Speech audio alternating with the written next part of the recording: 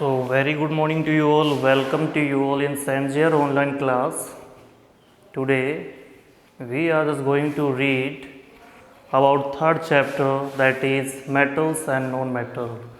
So, आज हम शुरू करते हैं हमारा ये बिंदु। तो मैं आपको बताना चाहता हूँ कि सबसे पहले हम पढ़ेंगे एलिमेंट्स के बारे में कि एलिमेंट्स क्या हैं, क्योंकि जो मेटल्स है और नॉन मेटल्स हैं ये इन्हीं के अंदर से सेपरेट की गई है। तो एलिमेंट्स क्या है? First elements, so elements are those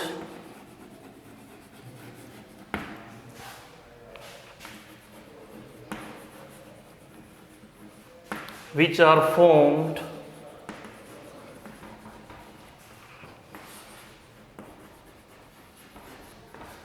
by same types of atoms,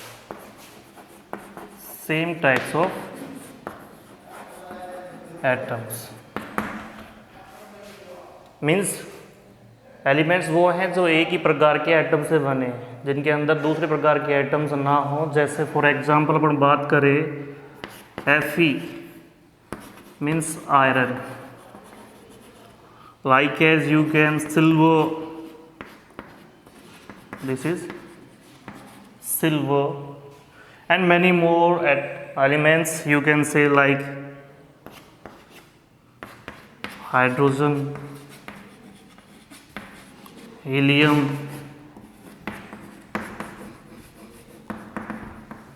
like this way many more we can take. So in this I want to tell you कि Fe जो है फेरस, लाइक एज अगर अपने पास एक wire है Fe का, तो इस वायर के अंदर जितने भी एटम्स होंगे वो सारे Fe के होंगे। मीन्स ये जो वायर है ये बहुत से एटम से मिलके बना है, इसमें बहुत ज़्यादा एटम्स हैं, और ये सभी जो एटम्स हैं ये सारे किसके हों? Fe के हों, तो इसको अपन क्या बोलेंगे? एलिमेंट बोलेंगे। अब मैं एक शब्द और ले रहा हूँ, एटम। ये एटम क्या है? तो ये एक बेसिक, ये समझ लो कि हर एक चीज़ जो, हर एक तत्व जो आप देख पा रहे हो, means all substance which we can see all around us, that all are made up by atoms. Atom is the smallest unit, you can say basic or smallest unit, by which all the things or substance are made up. So we have read कि elements जो हैं वो same types के atom से बने हुए होते हैं। एटम जिनके अंदर सबसे छोटा है ये स्मॉलेस्ट पार्टिकल है। क्या है ये? स्मॉलेस्ट पार्टिकल, सबसे छोटा कण है। ठीक है, जैसे ये चौक है, इस चौक के अंदर बहुत से छोटे छोटे पार्टिकल्स हैं और वो सारे पार्टिकल किसके हैं? चौक के एटम होंगे। ठीक है, ऐसे ये बेंच है, तो बेंच भी किससे बनी हुई है? बहुत से छोटे छोटे पार्टिकल से बनी हुई है। और ये भी सारे जो पार्टिकल्स हैं ये भी क्या है? एटम्स हैं। हमारी बॉडी भी और इस पृथ्वी के ऊपर, means all the things which are found on this complete earth, वो सभी चीज़ें जो हम देख पा रहे हैं हमारे चारों ओर, वो सभी एटम से बनी हुई हैं। एटम एक छोटा सा पार्टिकल है। ठीक है, इसके बाद अगर मैं आपको बताना चाहूँ कि एलिमेंट्स कितने अब तक हैं, तो अब तक 118 यानी 118 एलिमेंट्स के बारे में हमें पता है। ठीक है, उन 118 एलिमेंट्स को 3 ग्रुप्स में बांटा गया है। कितने ग्रुप्स में?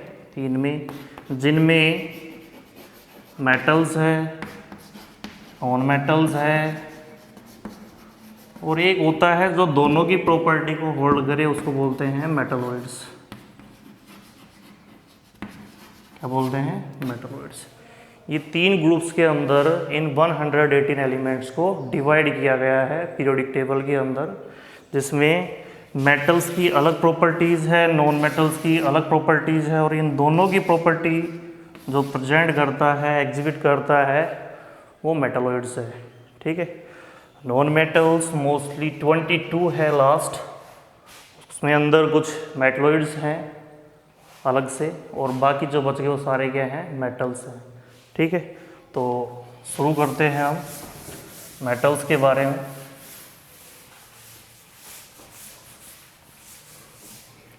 तो मेटल्स में मैं आपको बताना चाहता हूं कि मेटल क्या है।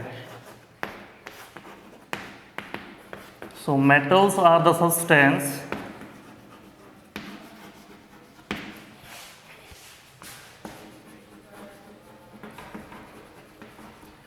which shows hardness, luster,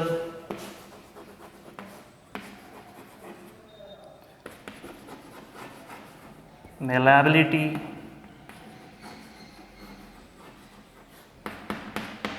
etc.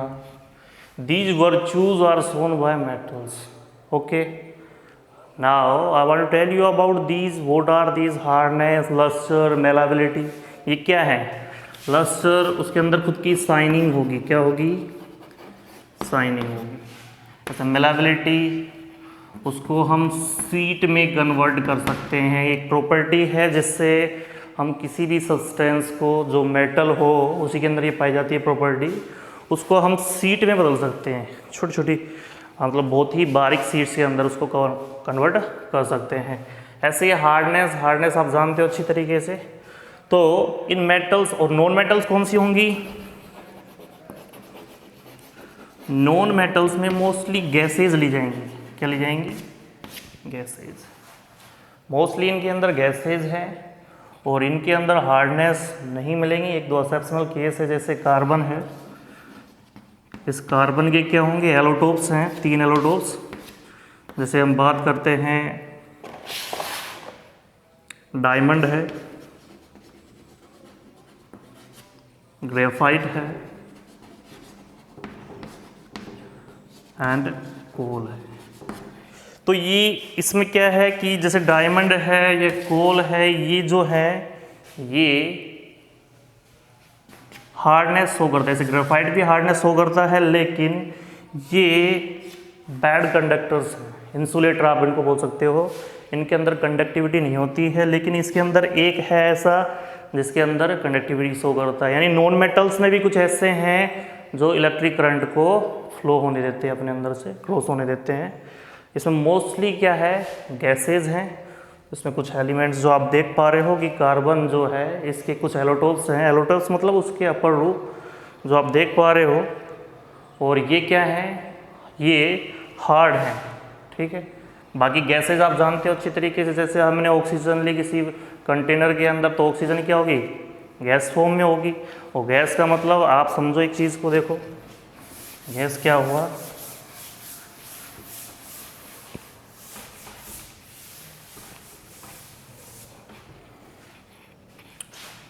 कोई भी सब्सटेंस है, उस सब्सटेंस की 3 स्टेट है। वैसे वर्तमान में 5 खोज ली गई है, लेकिन हम नॉर्मली 3 के बारे में ही पढ़ते हैं। वो क्या क्या है? सॉलिड है, लिक्विड है और गैस है। ऐसे इसके अंदर चौथी प्लाज्मा है, 5वीं BEC है, बोस आइंस्टीन कंडेंसेट। ये इसकी 5th पोजीशन है, जो कि वर्तमान में हमें फ्रीली इनको देख नहीं पाएंगे। ये प्लाज्मा जो है ये मोस्टली जो स्टार्स हैं हमारे, उनके अंदर पाई जाएगी। ऐसे BEC जो है एक बहुत ही प्रेशर के ऊपर, यानी बहुत ज़्यादा प्रेशर के ऊपर ये स्टेट जनरेट की जाती है, लेकिन एक्चुअल में हमें फ्रीली नहीं मिलेगी। लेकिन ये जो है ये 3 स्टेट ये हम आसानी से देख पाते हैं। ठीक है, लिक्विड है, सॉलिड है और गैस है। तो सॉलिड के अंदर क्या होती है कि इसकी डेंसिटी हाई होती है। क्या होती है? हाई होती है। लिक्विड की डेंसिटी इससे थोड़ी सी लेस होती है, लेस देन सॉलिड। और गैस की बहुत ज़्यादा कम होती है, लेस देन लिक्विड। मतलब डेंसिटी का मतलब क्या हुआ? जैसे ये 3 कंटेनर है सेम साइज़ के,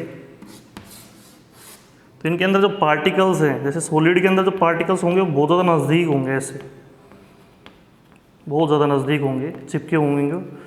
इनके अंदर जो होता है इंट्रामोलिकुलर फोर्स बहुत ज़्यादा होता है, जिससे ये अट्रैक्ट होते हैं एक दूसरे की तरफ और जिससे ये चिपके हुए रहते हैं। तो ये बहुत ज़्यादा नज़दीक है इसके अंदर एटम्स। इसके अंदर जो एटम्स होंगे वो थोड़े दूर होंगे, इस तरीके से उनके बीच में गैप मिलेगा, इस तरीके से दूर दूर मिलेंगे, ठीक है।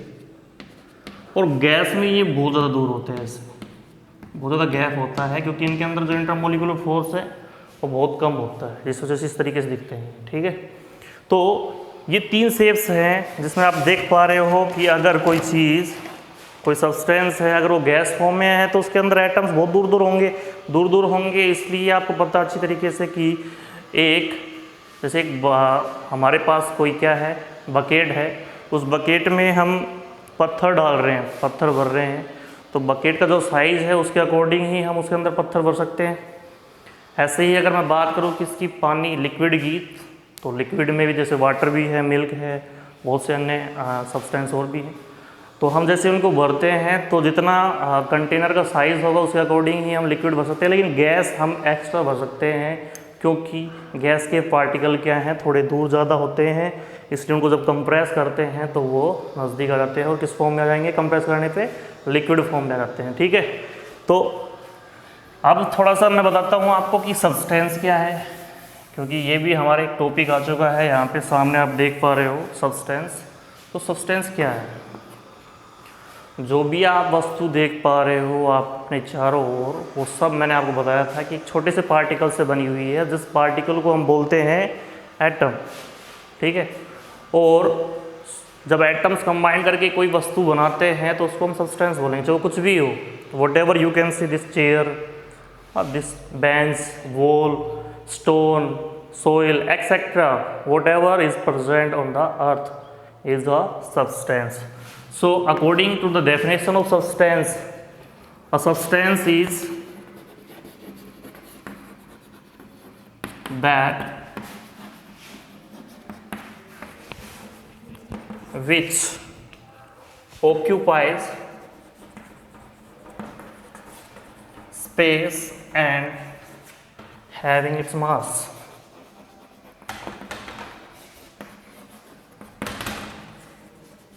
क्या हो? जिसका मास हो, ठीक है, और जो जगह घेरे। ऑक्यूपाइंग स्पेस का मतलब क्या है? जो स्थान घेरे, ठीक है, वो सब क्या है? सब्सटेंस है। तो सब्सटेंस के मैंने आपको स्टेज बताएगी, इस तरीके से इनके स्टेज डिवाइड है, ठीक है। तो जो हमारा टॉपिक था हम उस पर चलते हैं। टॉपिक था हमारा मेटल्स और नॉन मेटल्स।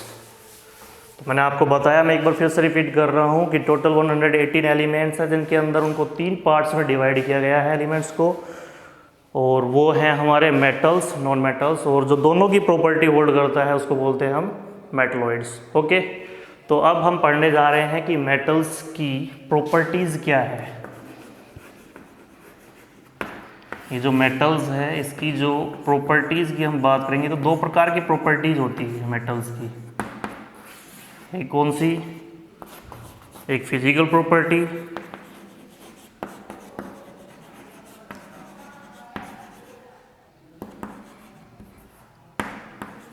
और दूसरा हम बात करते हैं वो है इसकी chemical property.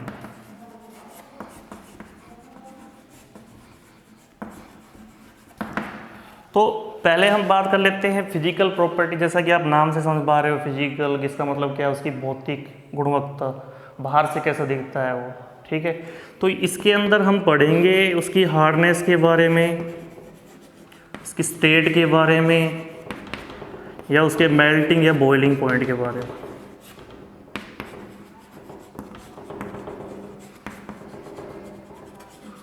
And many more, क्योंकि ये जो प्रॉपर्टीज़ है ये फिजिकल प्रॉपर्टीज, मतलब वो दिखता कैसा है, उसको अगर अपन टच करें तो कैसा है, वो हार्ड है, लिक्विड है, ये सारी चीज़ें हम फिजिकल प्रॉपर्टीज़ में पढ़ते हैं। और केमिकल प्रॉपर्टीज़ में हम पढ़ पाते हैं इसके अंदर कि कोई भी केमिकल अगर किसी मेटल से या नॉन मेटल से रिएक्ट करता है तो क्या करता है, मतलब क्या बनाता है। How a chemical reacts with metals। मतलब ये है कि जैसे हमने किसी भी मेटल को ऑक्सीजन से रिएक्ट करवाया तो मेटलिक ऑक्साइड बनता है। हाँ, इस प्रकार से जैसे जंग लगना देखा होगा आपने, रस्टिंग ऑफ आयरन, ये भी क्या है, केमिकल प्रोसेस। इसके अंदर क्या होता है कि जो लोहा है आयरन, वो रिएक्ट करता है किससे, ऑक्सीजन से। ऑक्सीजन क्या होगी, एक गैस है, यानी एक नॉन मेटल है, और नॉन मेटल किससे रिएक्ट कर रही है, मेटल से रिएक्ट कर रही है। Fe क्या है, एक मेटल है, ठीक है। तो केमिकल प्रॉपर्टीज़ में हम उसकी रिएक्शन पढ़ेंगे कि वो रिएक्ट किस प्रकार से करता है, और फिजिकल प्रॉपर्टीज़ में हम इन चीज़ों के बारे में पढ़ते हैं। तो मैं शुरुआत करता हूँ इनकी फिजिकल प्रॉपर्टीज़ के बारे में, वो क्या क्या हैं। तो हमारा पॉइंट है फिजिकल प्रॉपर्टीज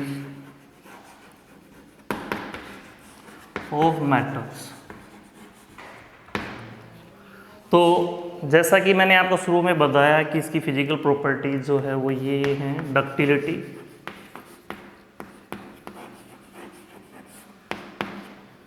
दूसरी है मेलाबिलिटी, ये हम पुरानी क्लासेज में भी पढ़ चुके हैं। तीसरी है सोनोरियस, चौथी है 4th नंबर पे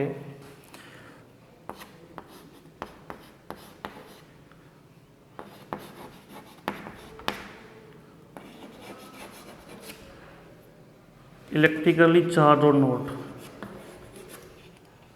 means is it a conductor, you can say a conducting or non-conducting।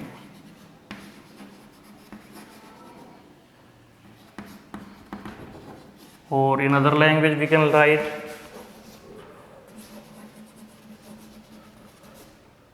conductor of electric current।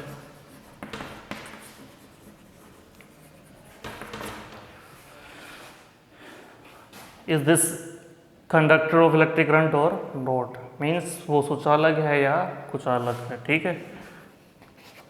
पांचवी है कंडक्टर ऑफ हीट, मीन्स उसके अंदर से हीट फ्लो हो सकती है या नहीं हो सकती है। ये चीज़ें भी हम इसके अंदर पढ़ेंगे, ठीक है। और भी बहुत सी प्रॉपर्टीज़ है, जैसे मैं आपको शुरुआत से बता देता हूँ। डक्टिलिटी, ये एक ऐसी प्रॉपर्टी है जिसके जो ये शो करती है कि उसके द्वारा हम एक लॉन्ग वायर बना सकते हैं। मतलब हमारे पास क्या है, कोई भी जैसे आयरन पीस, ऐसा एक प्लेट थी हमारे पास आयरन की, और इसको जैसे ही हम हैमर से क्या करेंगे, पीटेंगे, तो ये एक लॉन्ग वायर में बदल जाएगी, लॉन्ग वायर। तो ये प्रॉपर्टी क्या है, किसी भी मेटल्स को लॉन्ग वायर में चेंज होने की प्रॉपर्टी है। यानी इसके द्वारा मेटल्स एक लॉन्ग वायर में कन्वर्ट हो सकती है, ठीक है। ऐसी property in which a metal can be convert into long wire. Okay, you can write this definition. The second one is malleability. So in this property I want to tell you malleability. As you can see, this property shows that by the metal groups or metal we can form, हम बना सकते हैं क्या, sheets, like as, जैसे ये हम मानते हैं कि ये क्या है, कोई मेटल है इस फॉर्म में, ठीक है। ये 3D है, ये मान लो आप इस तरीके से, और ये Fe का क्या है, एक ब्लॉक है इस तरीके से। इसको जब हैमरिंग की गई तो ये सीट्स में कन्वर्ट हो गई। किस में कन्वर्ट हो गई, सीट्स के अंदर।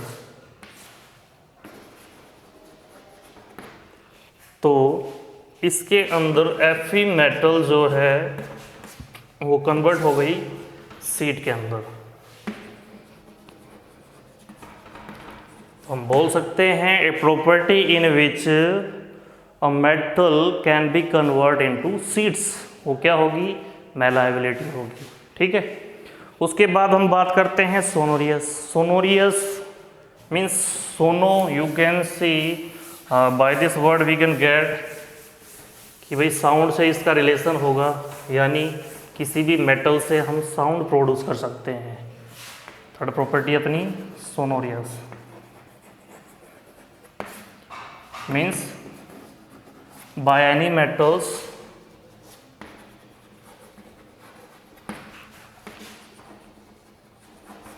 Sound can be produced.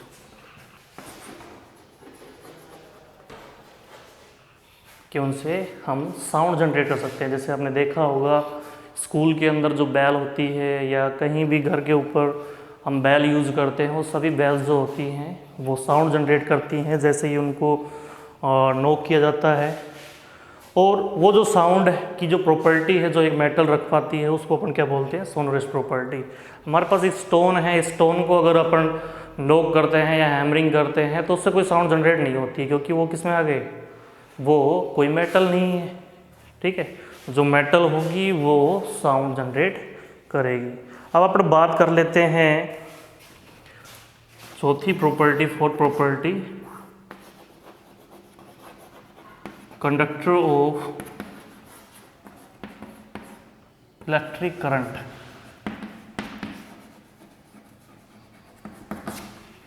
तो आप अच्छे से जानते हैं भाई इलेक्ट्रिक करंट, मैं आपको बताना चाहता हूँ ये कोई एक सब्सटेंस है, कोई भी वायर है मान लो, इस वायर के अंदर बहुत से एटम्स हैं, प्लस भी चाहिए, जैसे Fe का है तो Fe या Cu का है तो Cu के इसके अंदर एटम्स होंगे। जितने भी पॉजिटिव साइन में लगा रहा हूँ ये किसको रिप्रेजेंट कर रहे हैं, ये चार्ज यानी इस एटम को रिप्रेजेंट कर रहे हैं। ठीक है, बहुत से एटम्स है इसके अंदर। तो जैसे ही मैं इसको किसी भी बैटरी से कनेक्ट करता हूँ, किसी भी बैटरी से कनेक्ट करेंगे तो इसके अंदर करंट फ्लो होगा। अगर इसमें करंट फ्लो हो पा रहा है तो ये क्या होगा, कंडक्टर होगा।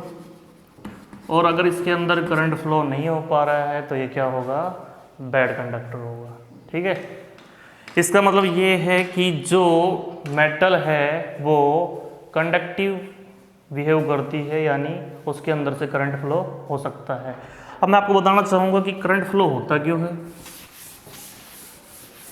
भाई जैसे अपन बात करें कि स्टोन के अंदर करंट फ्लो नहीं होता है, ऐसा क्यों,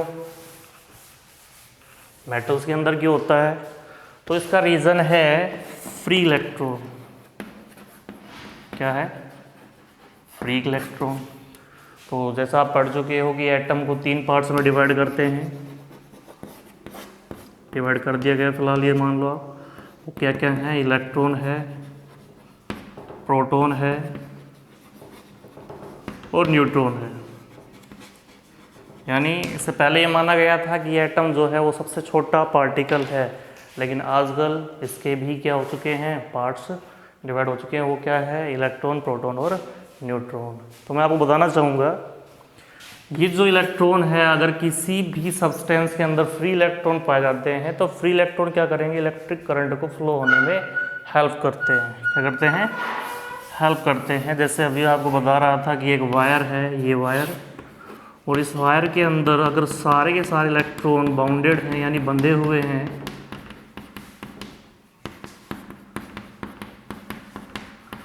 तो इसमें इलेक्ट्रिक करंट फ्लो नहीं हो पाएगा। तो फ्लो होने के लिए क्या चाहिए, इसके अंदर फ्री इलेक्ट्रॉन होने चाहिए।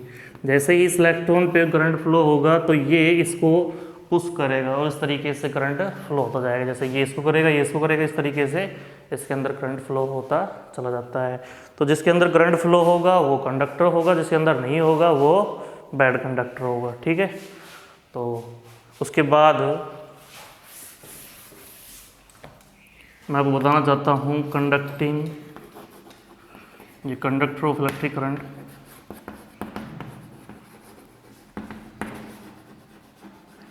तो जैसे मैंने आपको बताया कि मेटल्स क्या हैं, मेटल्स आर कंडक्टर। ठीक है भाई, इसी वजह से जितने भी वायर्स हैं वो मेटल के बनते हैं। यही रीज़न है उसका कि वे मेटल से क्यों बनाए जाते हैं।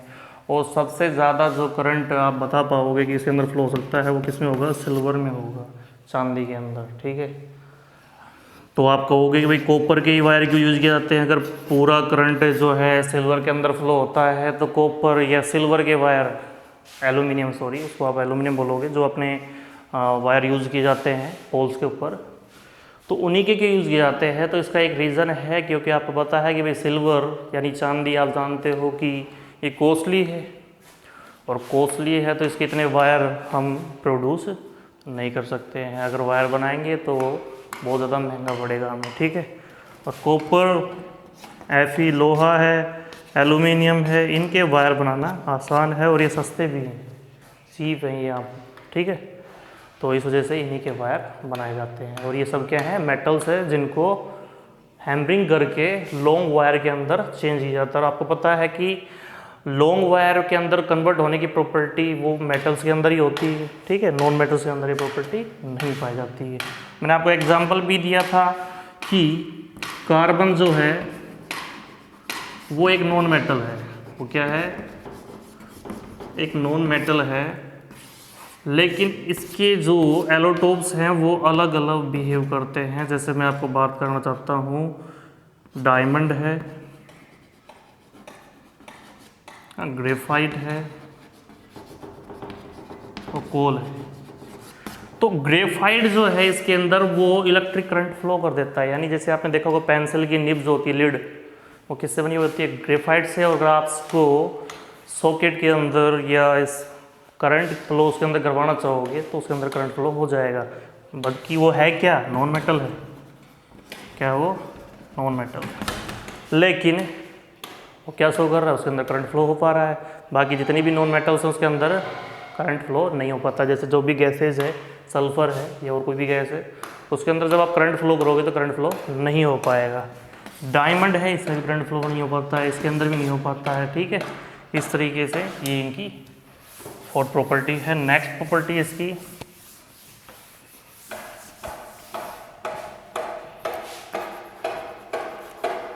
Conducting of heat.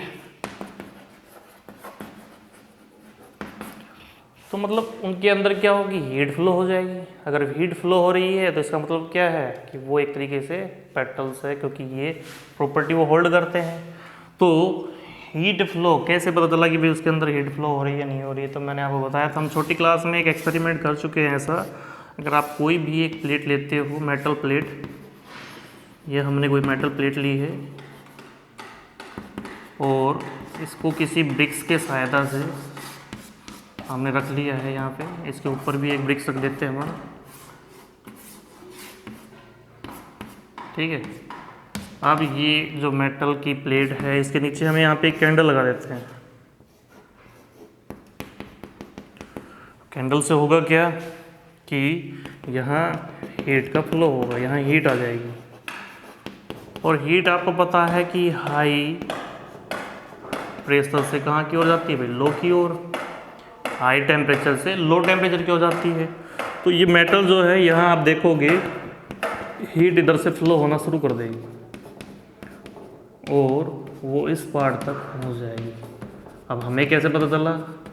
या तो हम इसको टच करके देखेंगे, या अगर आप यहाँ पे कोई नेल्स लगा देते हो वैक्स के साथ चिपका के, यहाँ भी लगा दिया हमने वैक्स के साथ चिपका के, तो आप देखोगे जैसे ही वैक्स पिघलेगा, मेल्ट हो जाएगा, फिर नेल्स नीचे गिर जाएंगे। तो इससे हमें पता चलता है कि इसके अंदर क्या हो रहा है? हीट फ्लो हो रहा है। इसका और एग्जांपल आप देखना चाहो तो जैसे हमारे घर के अंदर भाई जितने भी यूटेंसिल्स हैं जिन पे हम खाना पकाते हैं, वो सब किससे बने होते हैं? मेटल से बने हुए होते हैं, ठीक है।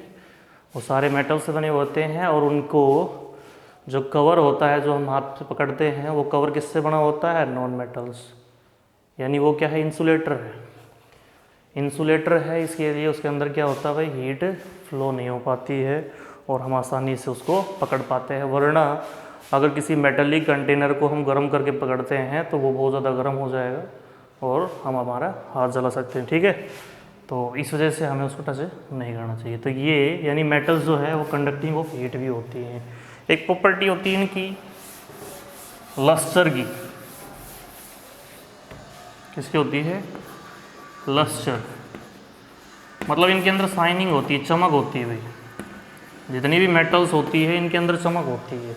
ऐसा क्यों होता है भाई? उनके अंदर चमक क्यों होती है? तो जैसे आप देखोगे ये कोई मेटल है और जैसे इसके ऊपर लाइट पड़ती है, कोई भी हो, सनलाइट हो या वैसी लाइट हो, तो लाइट पड़ेगी तो इसके अंदर जो इलेक्ट्रॉन्स होते हैं, क्या होते हैं, इलेक्ट्रॉन्स, वो एक्साइटेड होके अपनी एनर्जीज को क्या करते हैं भाई, मतलब वो लो लेवल से हाई लेवल पे जाते हैं और यहाँ अपनी एनर्जी को छोड़ देते हैं, वो रिड्यूस कर देते हैं और वापस से उसी पोजीशन पे जाते हैं।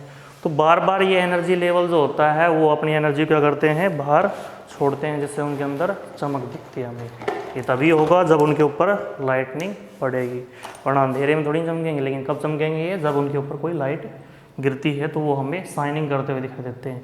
पर नॉन मेटल जो भी हैं उनके अंदर शाइनिंग नहीं होती है। एक एक्सेप्शनल केस वहाँ भी है, क्या है, आयोडीन। आयोडीन जो है इसके अंदर लस्टर होती है, ठीक है, बट मैं आपको बताना चाहता हूँ कि ये एक नॉन मेटल है। क्या है ये, नॉन मेटल। नॉन मेटल है लेकिन क्या शो कर रही है, लस्टर शो कर रही है, इसके अंदर चमक होती है भाई, ठीक है। और ये एक नॉन मेटल में आती है, केवल यही है जिसके अंदर शाइनिंग होती है, बाकी किसी भी नॉन मेटल के अंदर शाइनिंग नहीं होती है, ठीक है। तो बाकी प्रॉपर्टीज़ और नॉन मेटल्स के बारे में हम पढ़ेंगे कल। आज के लिए बहुत बहुत धन्यवाद, ठीक है। मैं आशा करता हूँ आपको आज की क्लास बहुत अच्छी लगी होगी। धन्यवाद।